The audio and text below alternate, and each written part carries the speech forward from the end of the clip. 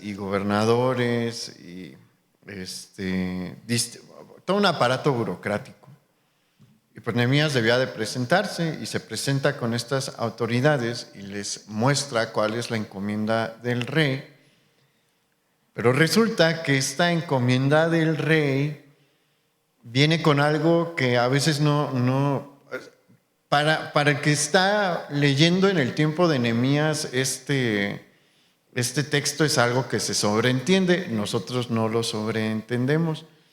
Nehemías llega con el nombramiento de gobernador de Jerusalén y de sus alrededores.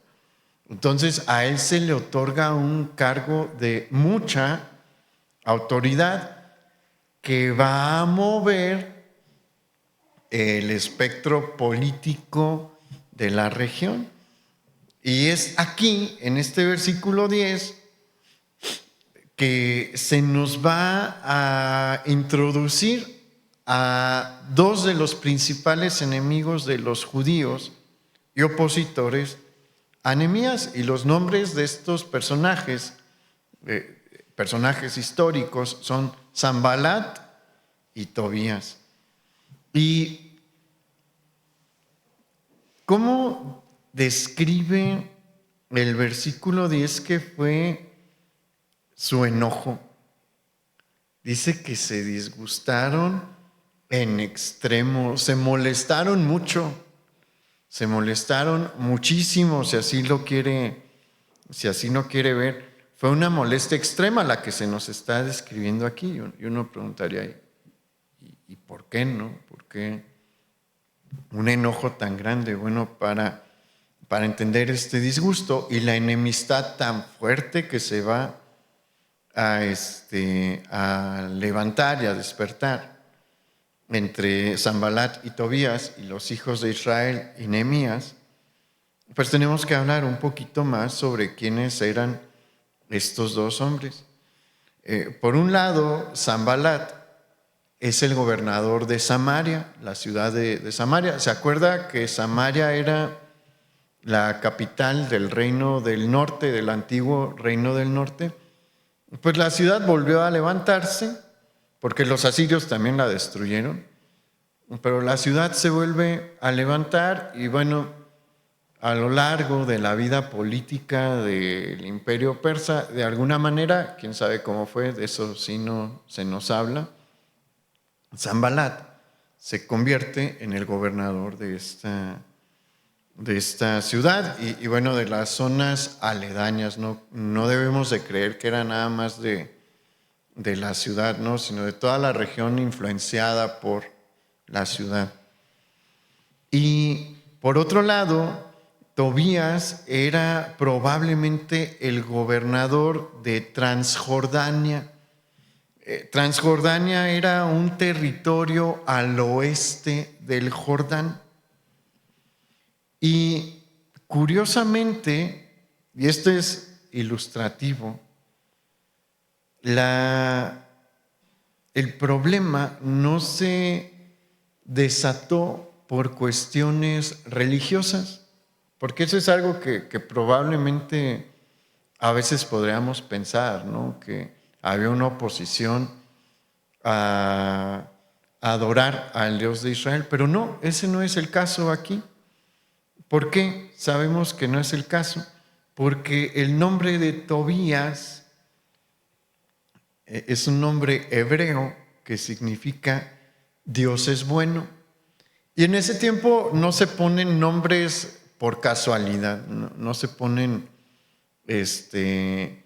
nombres nada más porque al papá y a la mamá le parecieron bonitos los nombres y se lo ponen al hijo. No, hay que acordarnos que en tiempos bíblicos los nombres se ponen sobre las personas como una de dos cosas: o es una revelación por parte de Dios de lo que va a hacer Él con este niño o con esta mujer, o es una expresión de la esperanza que tenían los padres de lo que se podía desarrollar en este en este hijo o en esta hija. Entonces no le pusieron Dios es bueno nada más porque les gustó el nombre Tobías. Probablemente sus padres y probablemente el mismo Tobías adoraban al Dios de Israel. Y si leemos un poco más adelante en el libro de Nehemías, vamos a encontrar que Tobías tenía una estrecha amistad con el sacerdote Eliasib. Y bueno, esto nos deja ver que él pues adoraba al Dios de Israel, a Jehová, el Dios de Israel. Entonces, el origen de este pleito, de este conflicto, no es en la esfera religiosa, sino en la esfera política. Son problemas que surgen desde el espectro político. ¿Y por qué? Porque hay un problema político aquí, nos podemos preguntar. Bueno, es que la llegada de Nehemías como gobernador de Jerusalén, cargo confirmado directamente por el rey de Persia, porque no fue una elección, el rey mismo, alguien seguramente lo escribió por él, pero con su propio sello, el sello real, expidió un documento en el que nombraba a Nehemías, le gustase o no a los gobernantes de la región. Y pues esto iba a empezar a mover la situación política de la región. Nehemías no viene nada más como gobernador de Jerusalén, viene con la encomienda, con el trabajo de reconstruir nuevamente las defensas de la ciudad. Y todo esto que estuvimos mencionando ahorita, era una amenaza al poder, a la autoridad y a la influencia tanto de Sanballat como de Tobías. Nosotros vamos a ver que el que estuvo más activo en oposición fue precisamente Sanballat. ¿Por qué? Porque él fue el que se vio afectado de una manera más directa por dos razones. Una es que aquí debemos de tomar en cuenta la cercanía geográfica. Samaria y Jerusalén no están lejos. En ese tiempo sí era una distancia considerable, ¿no? Para ese tiempo. Pero de todos modos, pues no son ciudades tan lejanas.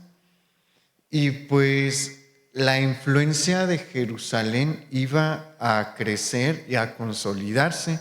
Y eso implicaba una disminución de la influencia y el poder que iba a tener Sanballat.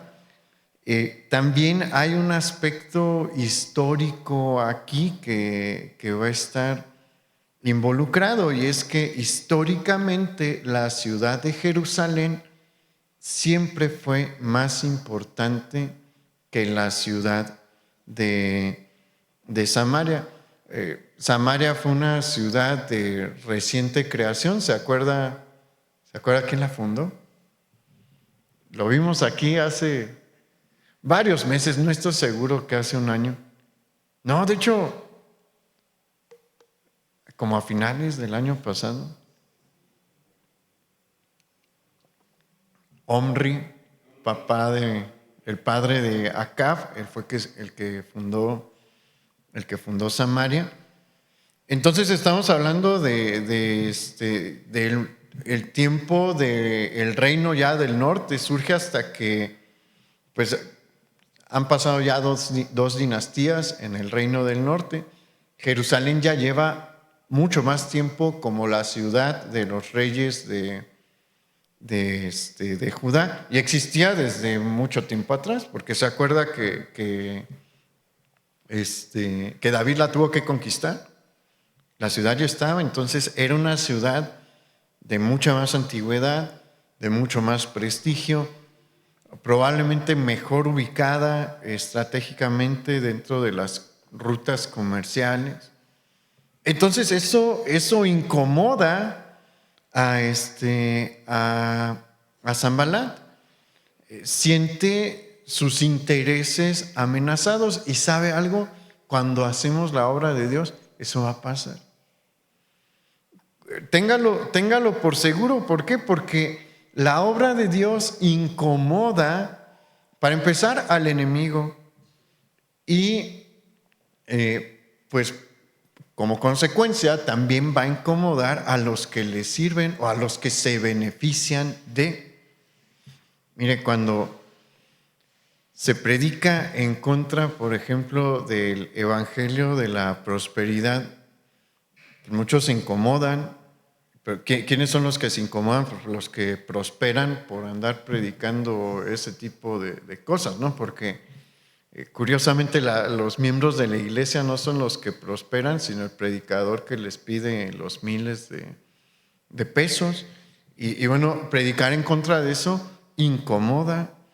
Cuando Lutero predicó en contra de las indulgencias, incomodó e hizo que hubiera una reacción fuerte por parte de la Iglesia Católica. ¿Por qué? Porque, por ejemplo, en la zona donde, en el estado de Sajonia, y la zona donde tuvo una fuerte influencia Lutero con su predicación, hubo lugares en contra de las indulgencias y la venta de indulgencias. Hubo lugares donde pues las ventas se redujeron al 20%, y pues eso no les gustó, ¿no?, a los que estaban vendiendo las indulgencias. El hacer la obra de Dios incomoda al enemigo y a los que se benefician de las cosas del enemigo. ¿Y qué van a hacer? Van a reaccionar. Es algo que debemos de tener presente. Oposición va a haber. La oposición se va a presentar. Y esto es importante que lo tengamos presentes, porque, a ver, ¿cuántos quieren servir a Dios? Estos mensajes han estado orientados a animarnos a servir a Dios. Entonces, levante la mano, ¿quién quiere servir a Dios? Bueno, estamos apercibidos de que nos van a atacar. Va a haber personas a las que vamos a incomodar y van a reaccionar. Nadie está prometiendo aquí un camino sencillo, un valle no diría de rosas, porque las rosas tienen espinas, pero un valle lleno de pasto y flores. No es así. Esto no funciona así. Debemos de saber que en el momento en el que empecemos a servir a Dios, se van a oponer. Se nos van a oponer. Y en los versículos, pero vamos a ver hoy qué debemos de hacer cuando viene esta oposición. Y los versículos 11 al 16, esos no los vamos a leer. Pero le platico lo que sucede ahí. En estos versículos se nos narra cómo Nehemías hace una inspección de la condición del muro en la noche. Nehemías era un hombre muy sabio y era un buen estratega y era un hombre prudente también. Él sabía lo que estaba pasando. A él no le sorprendía esto de la oposición. Sí la sentía. Eso es algo que debemos también de saber. La sentía.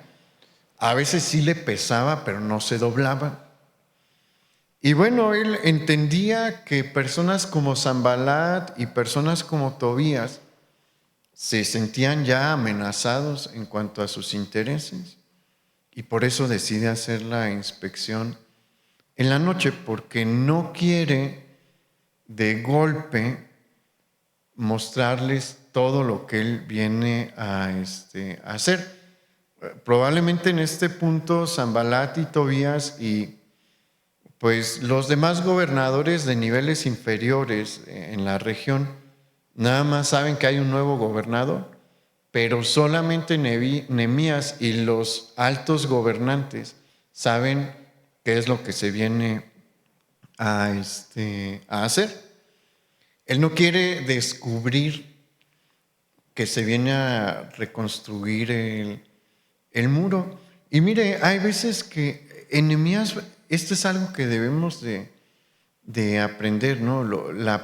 Lo necesaria que es la prudencia.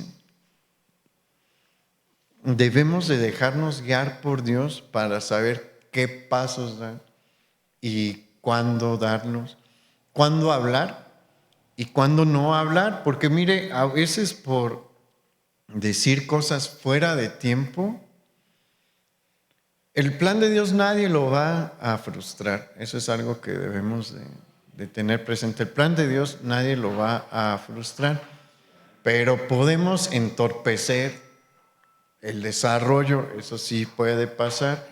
Y si yo no soy prudente en lo que digo, si no me dejo guiar por Dios en lo que digo, puedo hacer las cosas, puedo hacer el camino un poco más rocoso. Entonces aquí vemos a Nehemías siendo prudente y diciendo, no conviene que todo el mundo sepa qué es lo que voy a hacer. Entonces se sale y empieza a analizar, recorre todo el muro de la ciudad y analiza y dice, aquí son las partes que están más vulnerables, las más dañadas, o en las que de plano no hay nada. Y una vez que hace este análisis en la noche, se reúne con el pueblo. Y aquí sí vamos al versículo 17. Dice, les dije pues, vosotros veis el mal en que estamos, que Jerusalén está desierta y sus puertas consumidas por el fuego. Venid y edifiquemos el muro de Jerusalén y no estemos más en oprobio. Entonces les declaré cómo la mano de mi Dios había sido buena sobre mí y asimismo las palabras que el rey me había dicho. Ni siquiera los habitantes de la ciudad sabían lo que Nehemías venía a hacer. Él sabía que este era el momento preciso para decirles qué se tenía que hacer. ¿Y qué es lo que Nehemías está buscando aquí con estas palabras?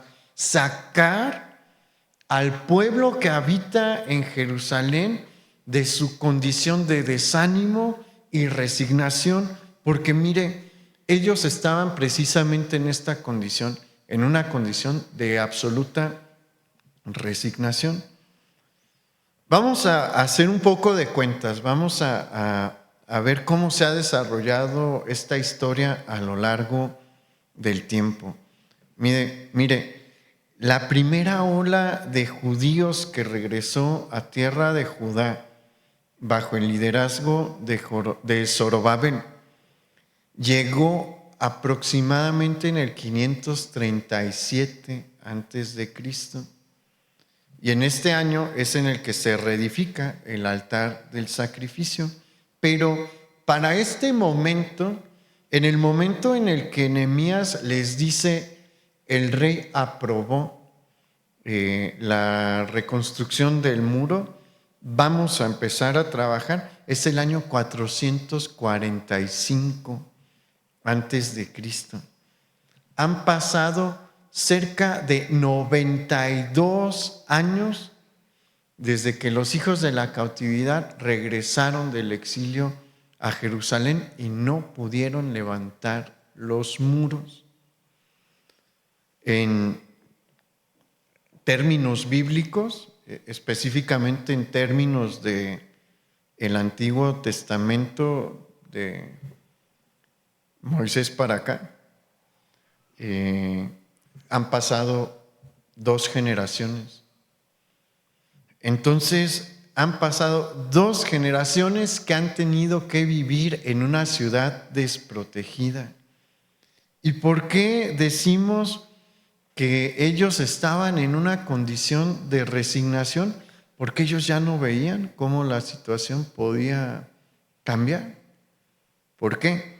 Ya habían tenido dos puntos de freno y de desánimo en esta obra. El primero fue a principios del reinado de Jerjes, rey de Persia, en el 486 antes de Cristo. Ahí los gobernadores de la región pues se mueven con sus influencias políticas ante el rey de Persia y le dicen: ¿sabes qué? No dejes que esta ciudad se vuelva a levantar como una potencia, porque ha sido una ciudad revoltosa. Y pues Jerjes investiga, ve que sí hubo algunos disturbios en Jerusalén, y bueno, él pierde la batalla de las Termópilas en Grecia, y lo último que quiere es una ciudad revoltosa. Y dice: está bien, no, que frenen la obra de reconstrucción, y se frena en seco. Y después, con el mismo Artajerjes I, que es el rey que autorizó a Nehemías, anteriormente, ahí cerca del 465 antes de Cristo, él nuevamente prohíbe la reconstrucción de los muros. Es decir, los hijos de Israel, los hijos de la cautividad, tuvieron dos derrotas, por así decirlo, que en su momento se veían como derrotas, pero en realidad fueron dos cosas que Dios utilizó para mostrar su favor después sobre Israel. Pero para este punto, los hijos de la cautividad decían: pues ya ni modo. Si queremos habitar aquí en Jerusalén, vamos a estar aquí en Jerusalén, pero pues tenemos que aprender a vivir en una ciudad sin muros.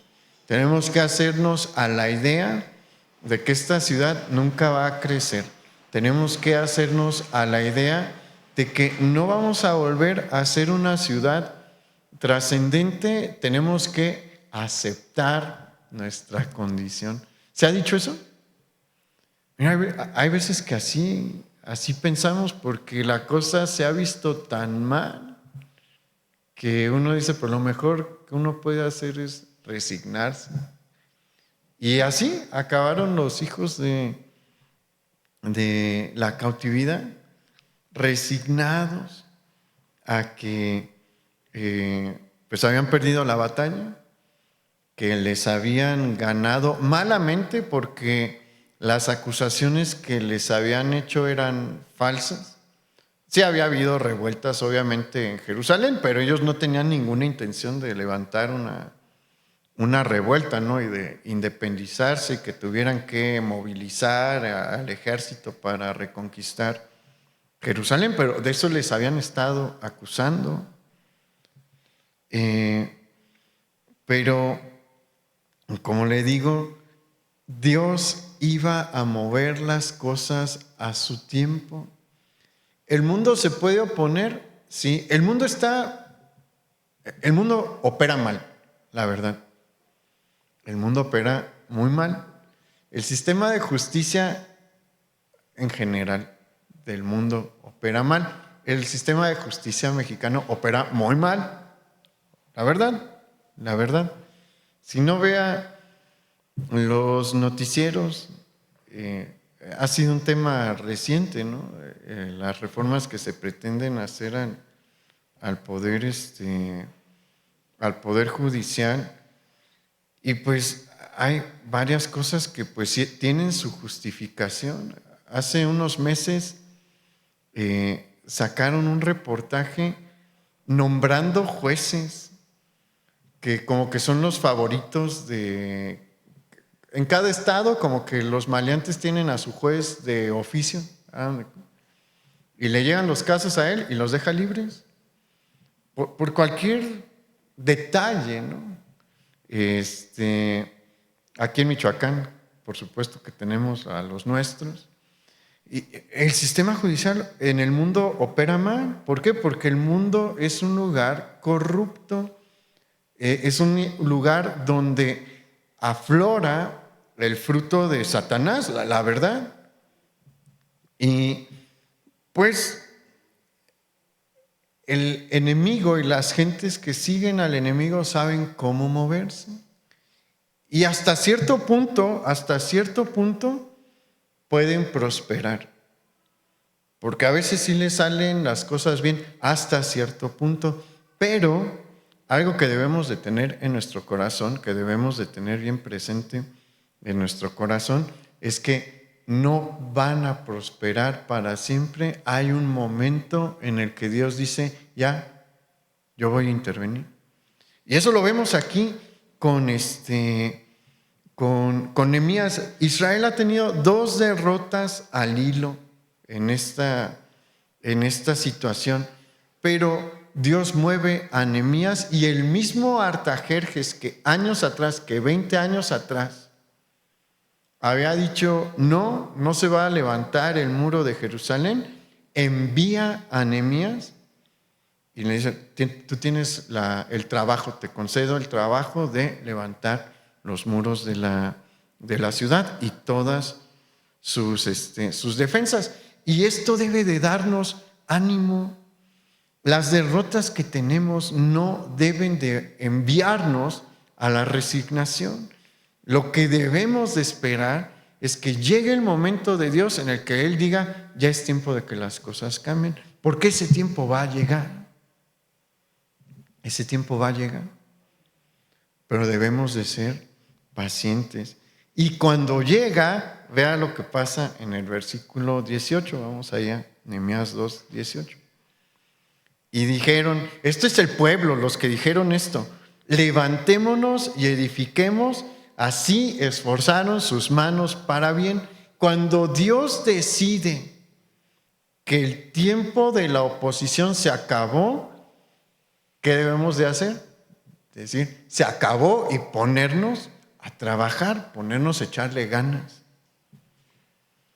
Y pues eso es lo que ellos empiezan a hacer. Cuando escuchan estas palabras de ánimo, inmediatamente reaccionan.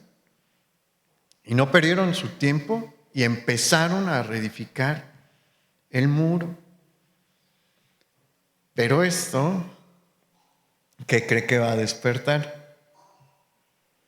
Oposición. Es algo que le digo, debemos de tenerlo bien presente. El enemigo nunca se queda con los brazos cruzados.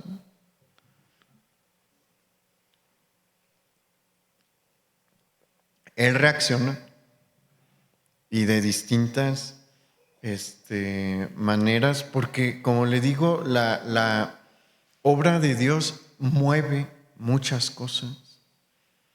La obra de Dios incomoda a muchas personas.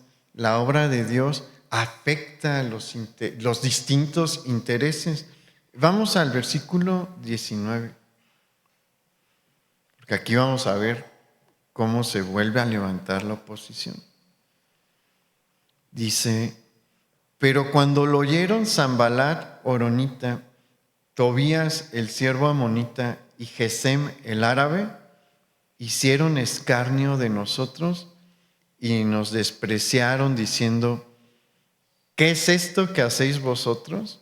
¿Os rebeláis contra el rey?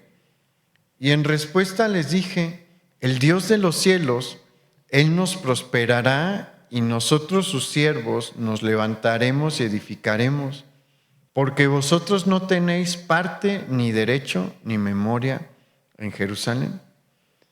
Y aquí, antes de entrar a lo que hicieron, la primera forma de oposición que se levantó, quiero resaltar que aquí se nos menciona un nuevo enemigo. ¿Quién? Gesem el árabe. Y es interesante ver por qué él se molestó. Resulta que los árabes eran los grandes comerciantes de especias de toda la región. Y para este momento los árabes tienen el favor del imperio persa como comerciantes de especias. Son los concesionarios favoritos de la aristocracia persa. Y probablemente al ver a Jerusalén levantarse y volver a ser un centro comercial importante en la región, los árabes se sintieron amenazados. Aquí, ¿qué está afectando directamente la reconstrucción de las defensas de Jerusalén? Vimos que con Sanballat y con Tobías es el área política, aquí es el área económica, porque lo toca, la verdad. El mensaje del evangelio sí afecta estas áreas. Es una realidad. En muchas ocasiones para bien. Bueno, por ejemplo, la gran industrialización alemana y suiza y holandesa se dio por el protestantismo. Ahí afectó la economía de manera positiva, pero pues a otros que les gusta obrar de manera incorrecta, no estamos diciendo que los árabes lo hicieran, ahí es otra cosa, en este tiempo, pero, por ejemplo, ¿se acuerda cuando Jesús predicó sobre las riquezas? ¿Qué decían los fariseos? Dice que se burlaban de él. ¿Por qué? Porque ellos eran los ricos. Cuando Jesús expulsa a los comerciantes dentro del templo, afectó el aspecto, un negocio que había ahí en el templo, ¿no? Porque los cambistas abusaban, los que vendían los animales para el sacrificio también abusaban, y pues los sacerdotes ahí se llevaban su comisión por permitir este tipo de abusos. Entonces, el mensaje del evangelio afecta. ¿Por qué? Porque Dios no se agrada del abuso económico sobre la persona. El Señor tiene un corazón especial. Hay una parte del corazón de Dios que se conmueve mucho por el pobre y le molesta a Dios que abusen del pobre. Y bueno, cuando se predica esto, pues al que abusa del pobre no le gusta. ¿Con quién se va a juntar? Con el que le dice, no hay problema, ahí síguele apretando.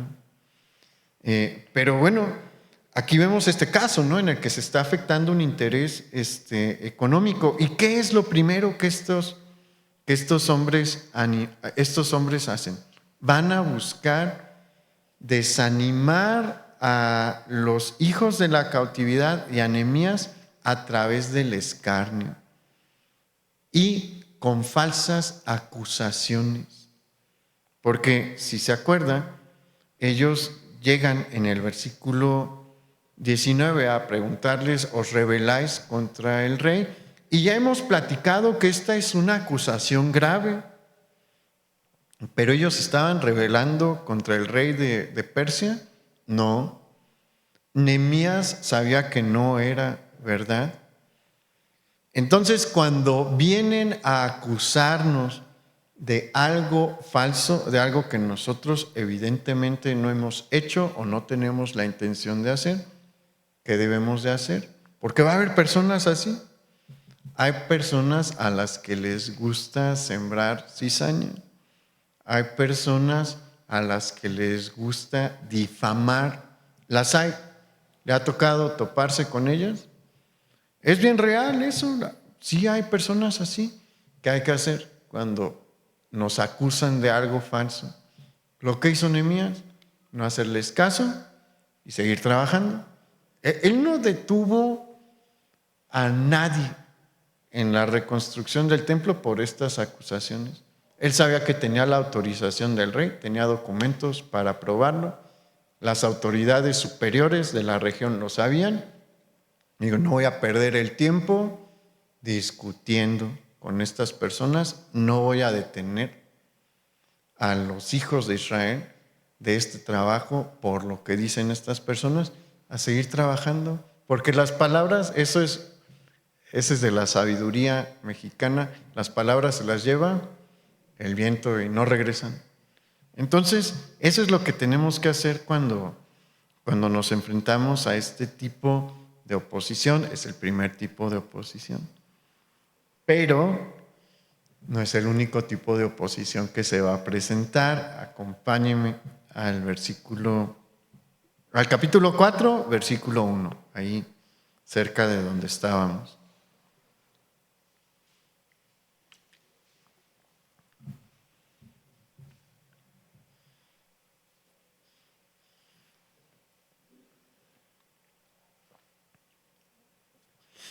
Dice: cuando oyó Sanballat que nosotros edificábamos el muro, se enojó y se enfureció en gran manera e hizo escarnio de los judíos y habló delante de sus hermanos y del ejército de Samaria y dijo: ¿qué hacen estos débiles judíos? ¿Se les permitirá volver a ofrecer sus sacrificios? ¿Acabarán en un día? ¿Resucitarán de los montones del polvo las piedras que fueron quemadas? Y estaba junto a él Tobías amonita, el cual dijo: lo que ellos edifican del muro de piedra, si hubiera una zorra, lo derribará. Y aquí vemos la segunda estrategia del enemigo para buscar desanimarnos.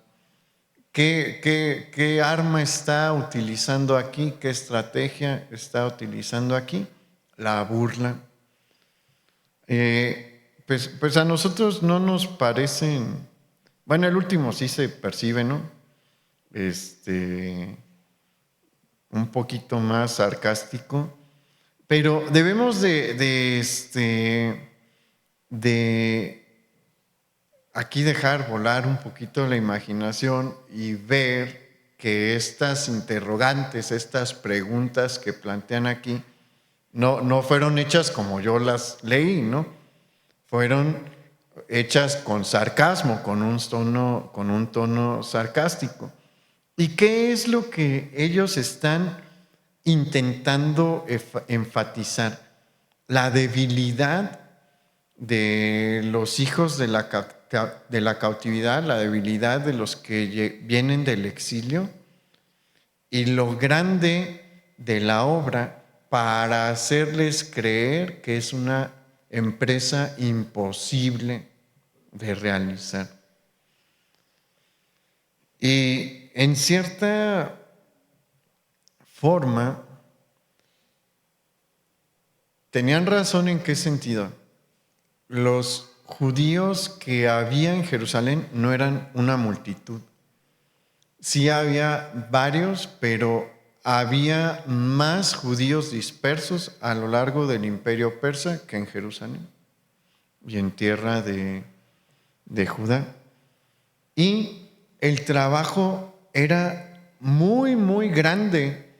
Reconstruir un muro de una ciudad no es trabajo sencillo, requiere de mucha fuerza. El recurso estaba, pero la mano de obra que se ocupaba era mucha. Pero ¿sabe algo? Algo que nos enseña esto es que con poquitos que le echan ganas, Dios puede hacer mucho.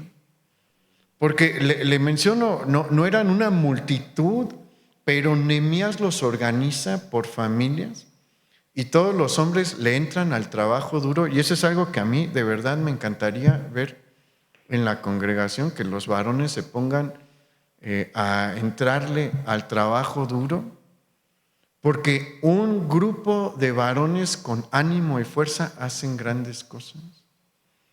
No que las mujeres no, pero es que ellas se organizan mejor. Si vean la diferencia que hay entre la reunión de mujeres y la de varones, es abismal.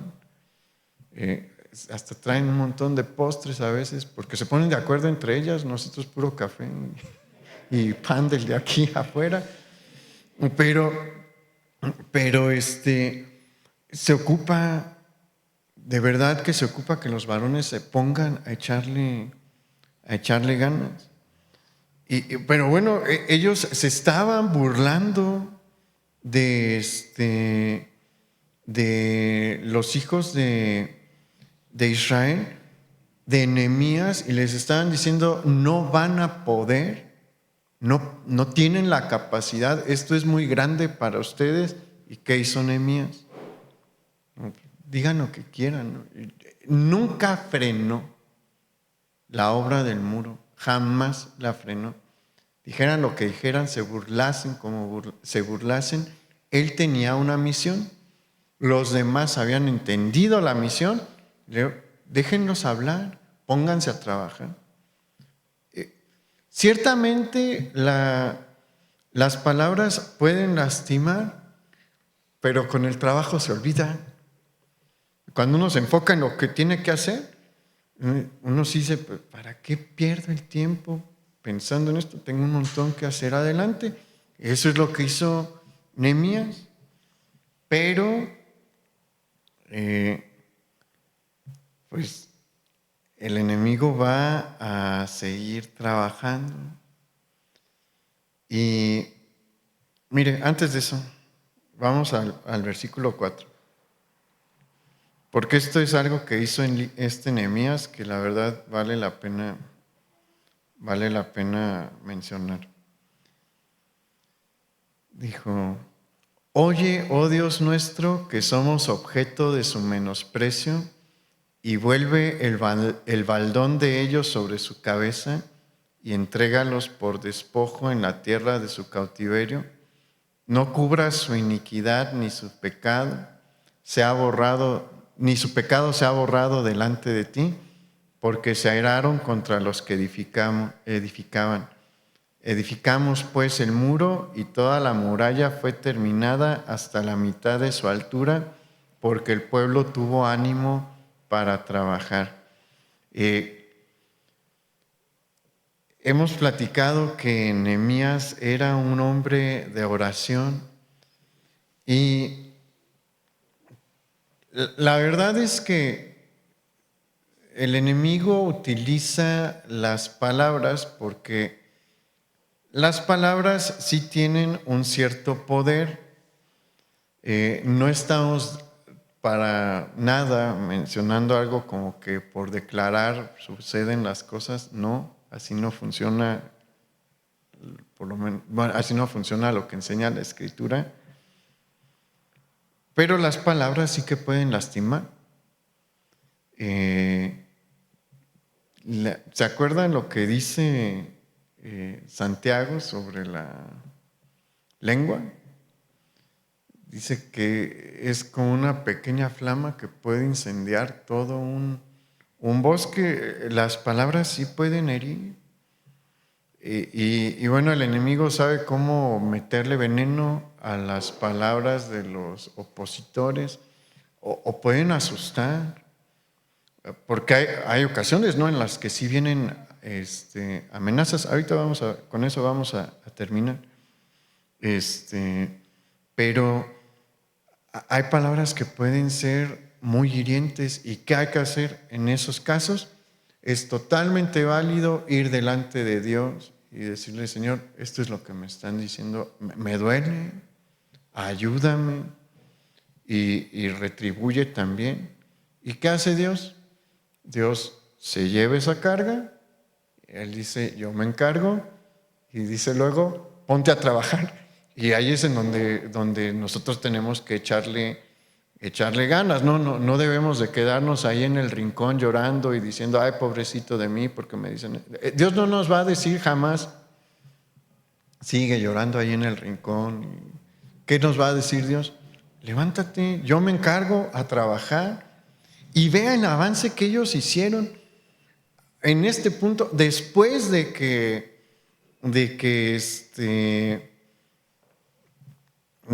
se burlan de ellos y que Nehemías presenta la burla delante de Dios, se ponen a trabajar y reconstruyen el muro a la mitad. Estamos hablando de por lo menos 2 metros que ya se ha elevado el muro. Si usted sigue trabajando, ¿qué cree que va a pasar? La oposición va a seguir apareciendo. Vea, en ningún momento dejó de tener Nehemías oposición. Mientras fue gobernador de Jerusalén, jamás dejó de tener oposición. Pero nunca dejó de trabajar. Nunca dejó de hacer la obra del Señor. Y cuando tenía que ir a orar y descargarse con el Señor, lo hacía. Por eso hay mucho que aprender de él. Y vea lo que vino después. Vamos al versículo 7. Pero aconteció que oyeron Sanballat y Tobías y los árabes, los amonitas y los de Asdod, que los muros de Jerusalén eran reparados, porque ya los portillos comenzaban a ser cerrados, se encolerizaron mucho y conspiraron todos a una para venir a atacar a Jerusalén y hacerle daño. Entonces oramos a nuestro Dios y por causa de ellos pusimos guarda contra ellos de día y de noche. Y este es un momento en el que cambia la dinámica. Porque aquí ya no son palabras para hacerte sentir mal, no son palabras para decir alguna mentira sobre uno. No. Aquí ya pasamos a otro nivel de agresión, como puede pasar, como puede suceder. Porque aquí Nehemías ya se da cuenta de que estos hombres se empiezan a organizar con la intención de utilizar la fuerza física para hacer daño. Obviamente ellos no iban a ir encabezando a un ejército para meterse a Jerusalén y hacer daño. Probablemente, ¿qué es lo que están ideando? Contratar mercenarios o disfrazar soldados como mercenarios o como un grupo de bandidos o de ladrones que en esos tiempos no crea que son 2 o 3, o sea, son grupos de 100, 200 que están armados y que salen a las ciudades como Jerusalén en este momento desprotegidas para meterse, robar lo que puedan y se ocupan matar, que generalmente lo ocupan hacer, matar a quien se ocupe. Aquí ya hay una amenaza de violencia física latente, como puede presentarse en nuestro caso, porque el enemigo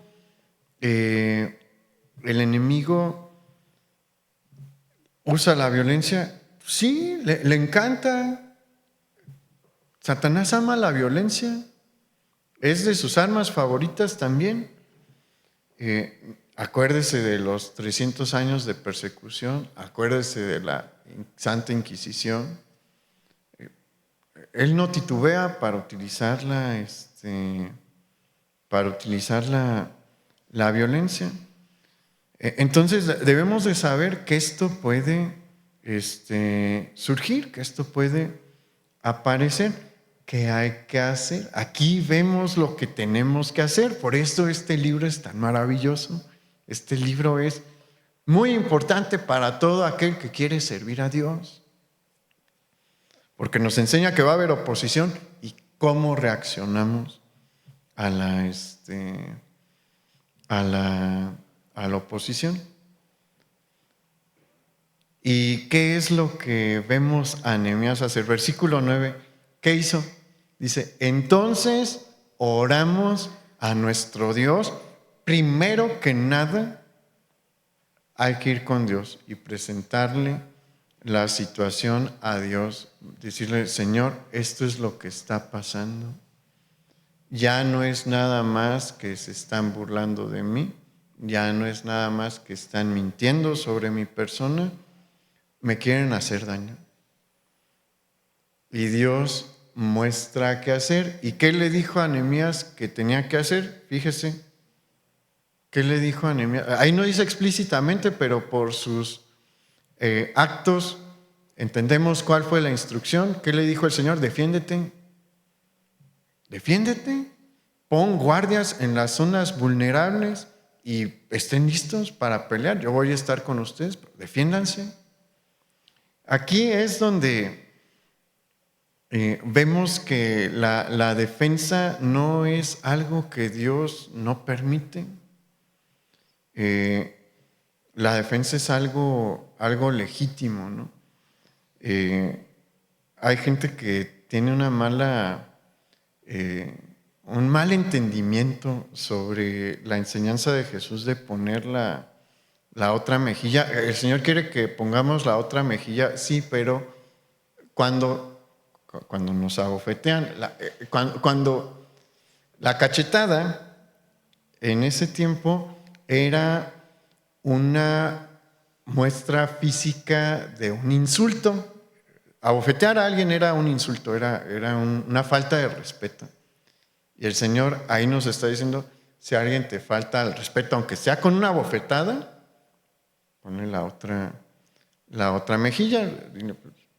Hay dos, pon pareja la cara, ¿no? Pero debemos de entender eso.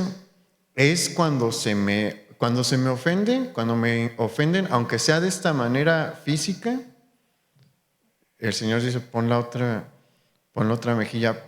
Una cosa muy distinta es cuando ya está en peligro mi vida o la de mis seres queridos. Ahí es otra cosa. Ahí que dice Dios que les dijo a defenderse. Tienen que defenderse. Yo voy a estar con ustedes, pero se tienen que defender. Hace un tiempo leí a C.S. Lewis hablando sobre este tema, si el cristiano debe de ser un pacifista y demás, y estar en contra del ejército. Dice, cuando Juan el Bautista estaba bautizando, bautizó a soldados y se acuerda que venían y le preguntaban, ¿y nosotros qué tenemos que hacer para estar bien delante de Dios? Y llegan los soldados, ¿no? Y le dicen, ¿y nosotros qué tenemos que hacer para ajustarnos al camino de Dios? Y C.S. Lewis dice, si no, prestamos atención, no le dijo, dejen de ser soldados. ¿Qué les dijo? Confórmense con su paga y que no abusen, pero no les dijo dejen de defender a los demás. Entonces, la defensa es algo válido, la defensa es algo que a veces Dios utiliza y pues es algo en lo que nosotros también nos tenemos que preparar. No le estoy diciendo que se meta a estudiar artes marciales, no. Ahorita sería muy raro, ¿no? Bueno, no sería muy raro, pero lamentablemente vivimos en un sistema político que no nos deja defendernos. Tener armas aquí es sumamente difícil y bueno, las armas que uno puede tener, no estoy promoviendo un levantamiento de armas, pero pues, los maleantes vienen con AK-47, rifles de alto poder, ¿no? Una 28 no les hace cosquillas, ¿no? a ellos. Ahí debemos de confiar en que Dios nos protege, pero vamos a hablar próximamente sobre cómo defendemos a nuestra familia de los ataques que vienen por parte del enemigo. No va a ser la próxima semana. ¿Por qué? Porque ya viene el tiempo de la Pascua, entonces vamos a empezar a hablar sobre la obra de nuestro Señor, de nuestro Señor Jesucristo Ya está cerca el domingo de Palmas, cerca el domingo de Resurrección, entonces vamos a reservar un tiempo para recordar esta fiesta que es tan importante para nosotros. Yo le invito a que participe de estos mensajes, que participe de estas reuniones. Son nuestras... Mire, la Navidad es bien importante, sí, pero esta es más importante. Esta fiesta es muchísimo más importante porque si Jesús no muere en esa cruz, nosotros seguiríamos en nuestros pecados. Si Jesús no hubiese resucitado, ¿qué dijo el apóstol Pablo? Vana es nuestra fe, pero Jesús murió en esa cruz y resucitó al tercer día y tenemos mucho que festejar, mucho por qué darle gracias al Señor. Entonces sí lo invitamos a que participe. Con la alabanza estamos preparando también algo peculiar, especial para este tiempo, pero después de que pase el tiempo de la Pascua, yo le invito a usted que regularmente viene a las reuniones de los miércoles, pero también a los demás si les quiere avisar, el próximo mensaje de esta serie, sentí del Señor compartir breve y rápidamente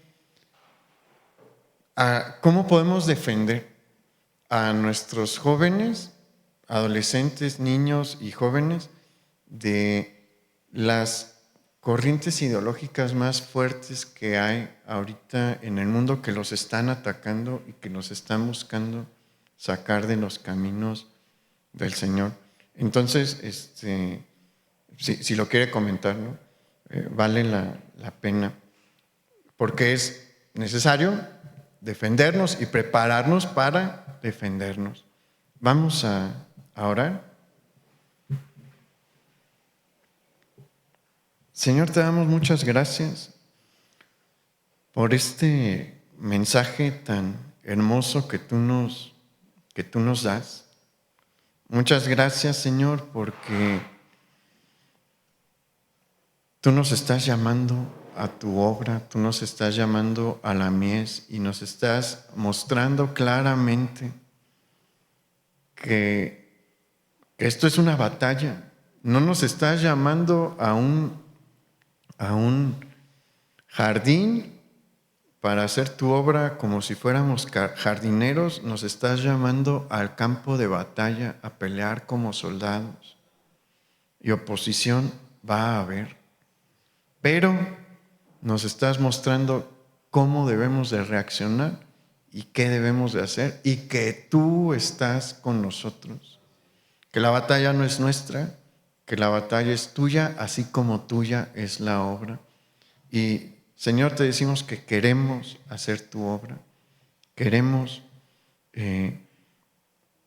cumplir con el propósito que diseñaste para nuestras vidas.